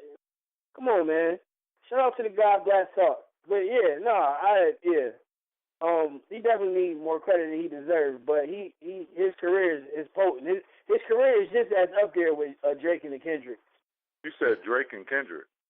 Yeah, I say it's up there. Them boys came out. If you think about it too, they all came out. They all came dropped in 2009. All them Kendrick, Big Sean, Cole. Them niggas is like the seniors now and shit. Like if you think about it, them niggas dropped 10 years ago. It'll be 10 years in a couple years. With 20, like 2009, Big Sean, Kendrick, Drake, Cole. So in your opinion, how would you rank the first 5? The first 5 out of that era? If we talking about that, like out of that group. See, I'm gonna be biased. I'm gonna put Cole at number 1. I'm gonna put Cole at number 1. That's me being biased. That's just me. You know what I mean? But if we talking career wise, shit. I don't know. See, Twan, that question with me, bro. Like, no. Listen, no. A nigga will probably say a Drake, or probably would say a Drake, right? I would say Cole, Kendrick, and Big Sean, and here's why. Because a lot of niggas got their hands in Drake's career. A lot of niggas. From Jay Prince to Baby to Lil Wayne, everybody to Apple Music. Like, he's a puppet, man. Like, I ain't trying to be rude. Like, this nigga got a lot of hands on his shit. Whereas a lot of people don't got a lot of hands on J. Cole's shit or Kendrick Lamar's shit. So even Big Sean. You know what I'm saying? Like, so I would definitely put Cole at number 1, Kendrick number 2. I put Drake at 3 and Big Sean at 4. You know what I mean? It's this nigga. Drake got a machine behind him. That's why he is where he's at. He got a machine. But what along with comes that machine is a lot of hairs in your pocket, my nigga. Like, okay, but you stopped at 4. What about the 5th? Man, who is the 5th? I don't know. Who's the 5th? I gave see, this is me being a music head. I say Sci-Hi the Prince. Cause he come from that era too. But, oh shit, we gonna start out the person. We're gonna put him over Big Sean, Big Sean. Yeah. Boy, that's music talent. That's music talent. And we talking about. I'm talking about even the wrestling. Remember, he writes for Kanye. Yeah, that's true. But Big Sean got more material, got more hits. Like, he out here. Big Sean been out here. Like, I don't even talk with Big Sean like that. As far as I like some of his songs. Amir, I don't either. I didn't really. I liked his Dark Sky Paradise was like the last one before the bullshit he dropped. And he had a mixtape called Detroit, and them 2 joints was cool. Like, he spit. Like, I was never really a Big Sean fan at all. But if we talking career wise, you gotta put Big Sean over Side. I put Childish Gambino over him right now, to be honest. Over Big Sean. That's what I'm saying, because he's an actor and a producer too. We can't. He in the whole. It is tough to put him in that category. Yeah, he's doing Jamie Foxx. You gotta put Childish Gambino in the Jamie Foxx. I don't even know if he's Jamie Foxx. He's something else beyond Jamie Foxx. Well, yeah, because Jamie had hits. Jamie has to be. Come on, man. Don't do that to Jamie. I like Jamie Foxx. What I'm saying is that the reason why I say over Jamie Foxx is because Jamie Foxx, talent-wise, yes, you can't deny his talent. What I'm saying is, though, he hasn't done nothing to push the envelope of culture. Whoa, what you mean? What do you mean by that? What do you mean by that question? Make that question. You gotta elaborate on that question before I can answer that. Before I can respond. But what has he done that's brought to light what's going on with us, black people? Black people. Okay. Okay. I see what you're saying. Jamie Foxx. I see what you're saying. Nothing. I see what you're saying. Okay, I mean, but again, that's my own personal. That's the personal aspect of it that you was talking about. Is that fair though? Because I mean, is that fair? The tone is there though, but it's not. Childish Gambino made a song, right? No, he's talking about Jamie Foxx. Childish Gambino made a song called "This Is America," and that was it. Like he just dropped it just now. Like he's been out. I mean, is that really? What about the show Atlanta? What about the show Atlanta? Yeah, he got a couple tracks. He got a few out there. As far as him being multifaceted, it seems like he's using his platform, even though he does the other shit, he's using his platform to also bring up social issues. Some will say because it's marketable right now. If social issues wasn't like out here in media-wise, would Childish Gambino really be doing that? And I'm just putting I don't know what's in a person's heart. Okay, but the point is, I just know what they're doing. Okay, I feel you. I respect it. Okay. But at the end of the day, though, if you show to be a bitch ass nigga, because it's gonna show. Because the lights is on you, so it's gonna show that you a bitch ass nigga and what your intentions were. Yeah. As far as doing it though, shout out to Kanye West. But Jamie Foxx, man, he at the end of the day, though, you did it. You did make Django. I'm an artist. We're artists, Pete. So when I say I try to separate the art from the artist as much as I can. I dig it. As much as I can, but that don't mean that I'm gonna go ahead and let you not get off the hook from being a bitch ass motherfucker. It's just if your art is in a progressive attitude, I'm gonna take that art and I'm gonna separate that from who the fuck you actually are. Just like James Baldwin. James Baldwin, took dicks in the ass. I'm not with James Baldwin on that aspect though, but he spoke truth though. He did. So I gotta separate what he did from that though, just being an artist, and that's from being an artist aspect. You know what I'm saying though, because I can't. When you got a paintbrush, person got a paintbrush in their hands, I can't. Get mad at them if what they paint exposes the truth. Even if they're a bitch ass nigga, though. Shout out to I'm not gonna shout anymore. You heard the pain in my voice. We just got on Spotify, nigga. I'm gonna get to this though, man. Yo, man, shout out. What y'all think about Kawhi to Toronto and DeMar DeRozan and the Spurs? I'm gonna go see a game. No, this is a guy right here that's a Kawhi and Spurs fan. Toronto's over here hurting a little bit. He hurting a little bit. Everybody in the left Tony Parker with the Charlotte. I'm a Kawhi fan, and I don't like the move. I don't personally agree with going to Toronto. I feel Pete. But I know the Spurs wasn't gonna make it easy for him. They wasn't gonna make it easy for him, man. They wasn't gonna send him anywhere he wanted to be, because one, he was refusing to play and his contract wasn't over. So from a business aspect, I see why the Spurs did what they did. And, sometimes you're an athlete, some of that shit out of your control, though. Ron, pick your voice up, though, because I'm trying to tell you, these two right here, when they know what you down in sports, they kick you hard. These two right here, I'm trying to tell you. These motherfuckers went in when they found LeBron went to L.A. They was like, I'm at work. I'm like, I can't keep fucking answering these messages. I'm at work, man. You know what I mean? That would be problems if he went out there to L.A. Is it on me? Just the whole idea of Kawhi and LeBron balling together. That's just... Yo, do you says it on me? Go ahead, Pete. Yo, I'm gonna start from the bottom and go from the top. First of all, smart move by OKC for picking up Dennis Schroeder. That was a hell of an upgrade for Miller. Let's be real on that. They got another ball handler that can create their own shot with Westbrook and Paul George. Man. That's cool. Spurs, that was smart. No. I'm talking about OKC. Dennis Schroeder was OKC. Yeah. In that Melo trade. Yep. And Shut up. Spurs, smart move by the Spurs to get something out of nothing. To get DeMar DeRozan, that was dope. Because DeMar's gonna be fit nice with LaMarcus Aldridge and them boys. That was smart. Toronto, enjoy your Reyna Kawhi for this year because he will be a free agent next year, and he's definitely going to LA. So, okay. Yeah. All right. Yeah, enjoy that. Okay. That's about it. Hey, that's about it? DeMar, understand there's no loyalty, man. As I can see how because DeMar wanted to go to LA. Let's be clear. He was a free agent last year. He was trying to go to LA. Toronto said, no, we're going to bless you with this $140 million, whatever contract. He won't be the man in Toronto. And it's good. And then fucking LeBron heads to the West. He goes to LA.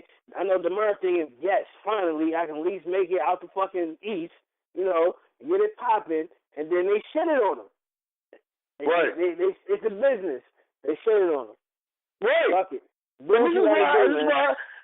That's why I get mad at motherfuckers who talk about love. No, man, they wouldn't have did this. Jordan and them wouldn't have did this because they were slaves back then. LeBron's move to Miami changed the game because he put the power in the players' hands. It's a fact.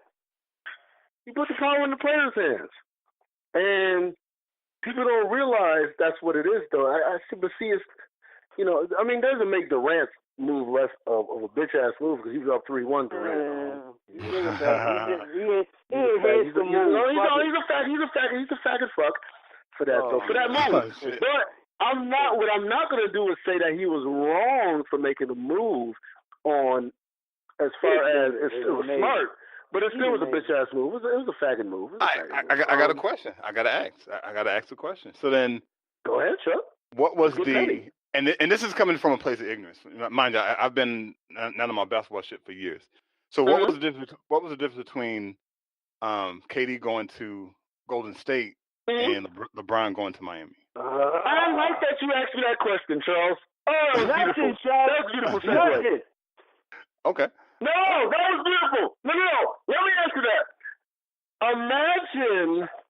Imagine Jordan, if he'd have losing to the Pistons all that time and then joining the Pistons. Imagine if Andy said, imagine somebody you whooping your ass and then you joining that gang instead of creating your own gang. What LeBron did, he joined. Because Kevin Durant got his ass whooped. He was up 3-1. Did LeBron join the Boston Celtics? Did he join a team that beat? Did he join the Spurs? Durant joined a team that was up 3-1 again. I speak on it when he does. When you be in the ass, then join a team you're 3-1 against and lose. It's the last time I'm gonna say this. Well, let me know when you're done, Amir. I swear I won't interrupt. I'm sorry, sir. Because I'm just trying to understand how you make that sound the same. No. The fact is, Pete, that he left your team and you're mad. No, it's not, man. You've been salty since 2014, man. Petty mode activated. I have no emotional attachment involved in anything that I'm about to fucking say. It's just some real shit. Go ahead, Pete. It's just some real shit. This is all I'm going to say, man. Listen. Go ahead, Pete. I was just saying the move was done. All I'm going to say is that KD move wouldn't have happened if LeBron didn't make that move. That's all I'm going to say.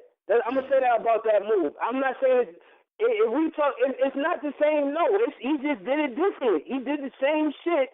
But he was a bitch ass for that move. See, I didn't interrupt Amir. I didn't interrupt Amir the whole time, Chuck. See? Go ahead, man.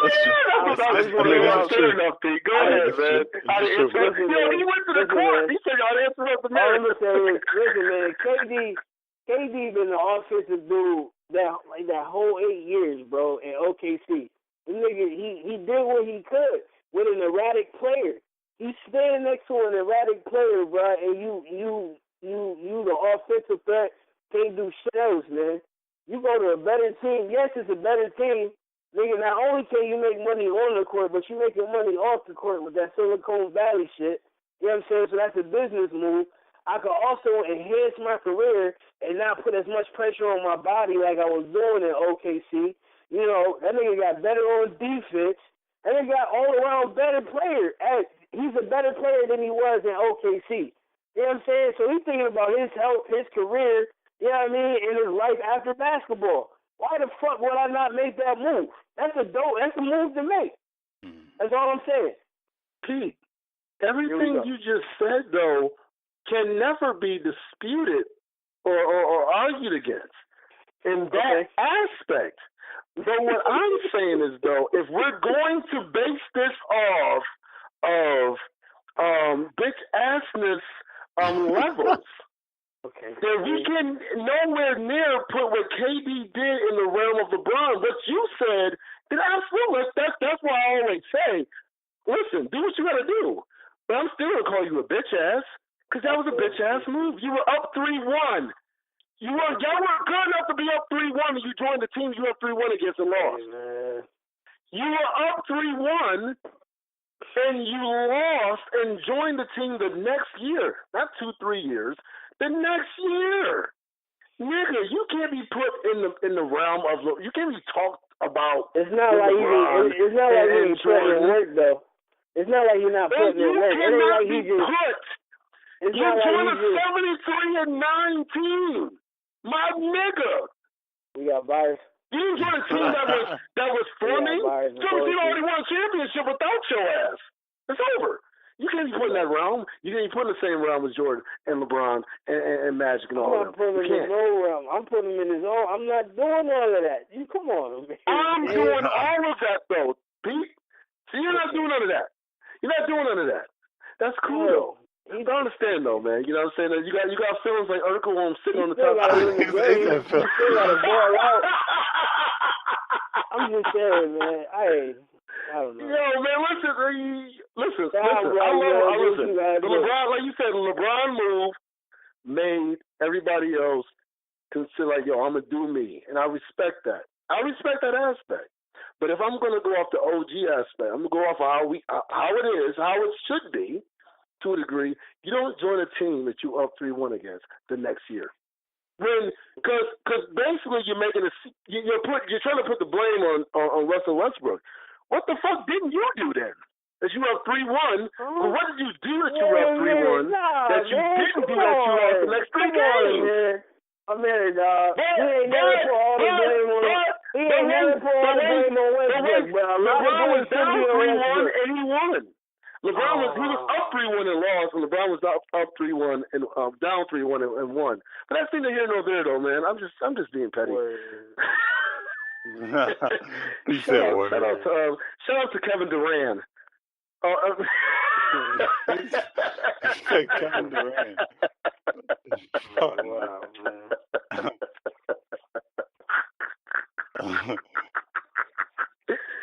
Yo.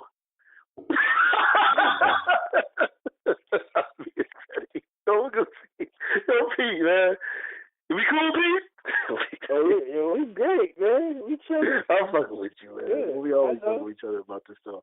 But at the end of the day, though, honestly, even though I talk shit about Kevin Durant, honestly, man, do your thing, man. Fuck everybody. Fuck this shit. There's no loyalty in this game. There's no loyalty to these goddamn teams. Stay loyal to your team. Fuck that shit, man. Do your thing, man. I mean, people like me gonna talk shit. People like Pete gonna talk shit about shit. We gonna talk shit about everything, though, man. But players out there, though, man, especially my brothers out there, though, man, do what y'all got to do because they don't give a fuck. Once they feel like something better is coming along, they will get rid of your ass quick. Believe that. Even Hakeem Olajuwon won't have to play for the Raptors. Know how much he did for the goddamn Rockets. Thanks. Actually, you was a Magic, nigga.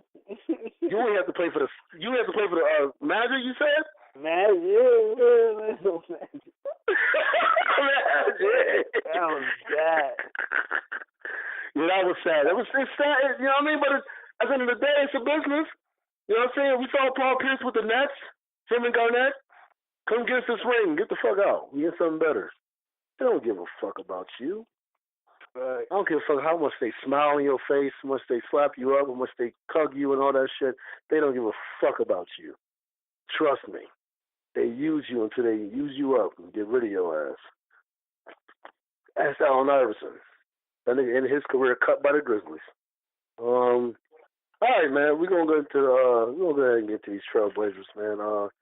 Chuck, you wanna go ahead? You wanna start off first though, Pete, and I'll go after y'all.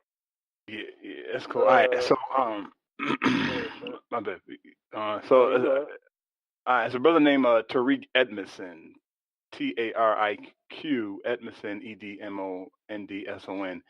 It's a black brother. He has a website called sneakercustom.com, and he creates sneakers that are revolved around, I guess, the Afrocentric colors of the African flag. So I don't know if y'all boys seen on Instagram where he's holding up the sneakers. It's black, red, and green.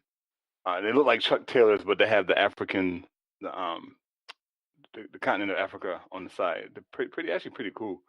And so yeah, he's his. Let me see. I'm on the website right now. So it says, owned by entrepreneur Tariq Edmondson, sneakercustom.com is a new innovative way to generate income for schools, organizations, or anyone with aspirations of making their own sneaker brand. The first product launched is a beautiful black canvas sneaker with red, green, and trim that's an instant eye catcher, inspired by the design of the Converse Chuck Taylor. The red, black, and green sneakers quickly becoming a favorite for conscious African Americans in USA, Caribbean, and even the UK. So shout out to that brother.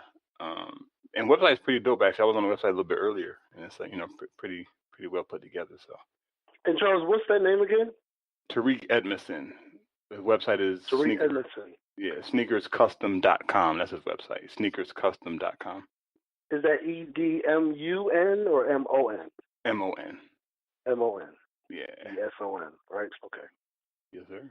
All right, man. Tariq Edmondson, man. Keep striving, brother. Pete. Hey, I ain't gonna front, man. I totally wasn't prepared for this part, but I'm gonna do one off top. I probably did him before, but I'm gonna say his name again anyway because it's dope and more people need to catch on and do it. I'm gonna shout out Jalen Rose, one of the Fab Five members. You know, the NBA. He used to play in the NBA, but the dude created his own school in Detroit with no government grants, no money from no like loan or bank or politician, none of that shit, but with his own bread and the help of a few of his friends, and they got a school together, and it's like one of the highest graduation rates in the city or in the state of Michigan, and that's just dope. So I don't understand, like, nigga, the niggas. Let me chill. I ain't gonna do all that. We been on long enough. But yeah, shout out to Jalen Rose, man. I actually want to give a shout out to Styles P and Jula Styles. Yeah. Having the juice. I forget the name, but Styles P. Look it up. The name of the actual juicing shop. His name. I think they have more than just one location. They have they got a few.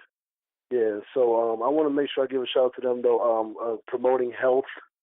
Health is wealth. And as you get older, you realize how much health is important. So I want to make sure I shout them out though, and a move they make though in the storm they had to deal with. Not even a storm, that's a tsunami of having their daughter commit suicide and still maintaining. That shows the strength of God.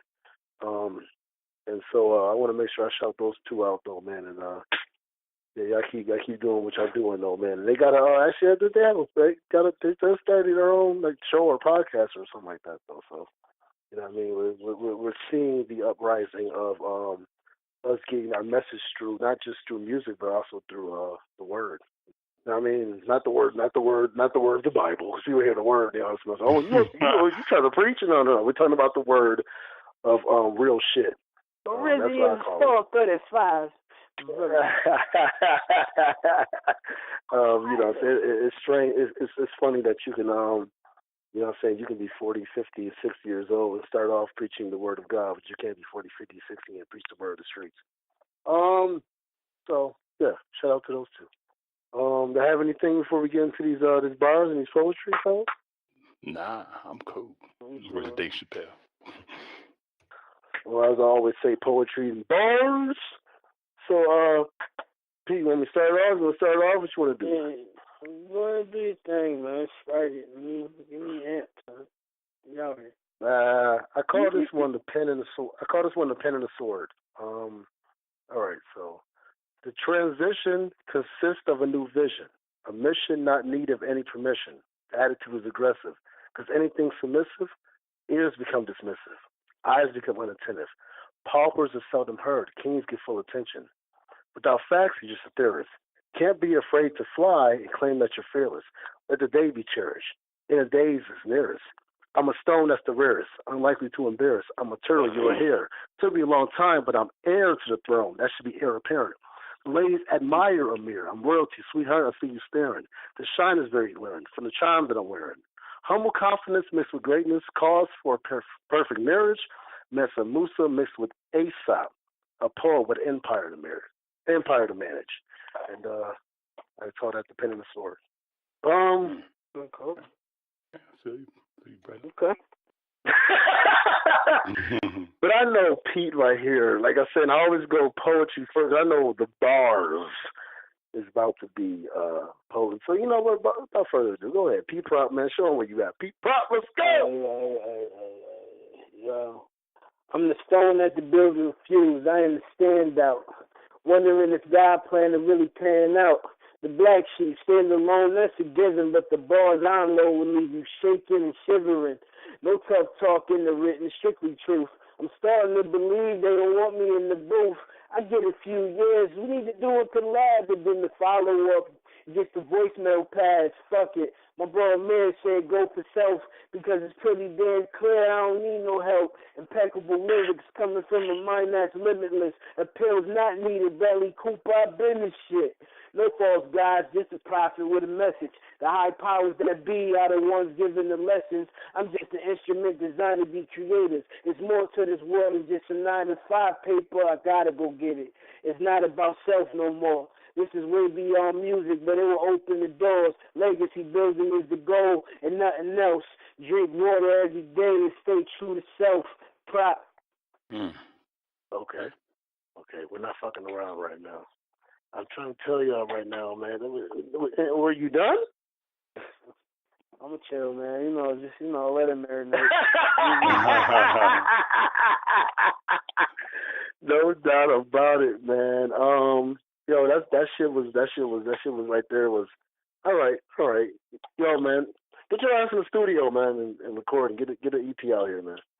Yes, sir. You got to get that shit done, man. It is what it is, man. You got to get that shit done. They got to hear what you got. You got a lot of shit. You got a lot of shit. So a lot of people did some shit. A lot of shit in your life has changed a lot. Sometimes, certain degrees tenfold. So it's yeah. Let it out, man. Let it the world know what it is, man. It's just time. It's a perfect pocket. Yeah. Right now, in what because people are tired of bullshit. Because eventually, I don't give a shit how good a Big Mac is. Eventually, McDonald's will make you sick. You seen the movie? Yeah.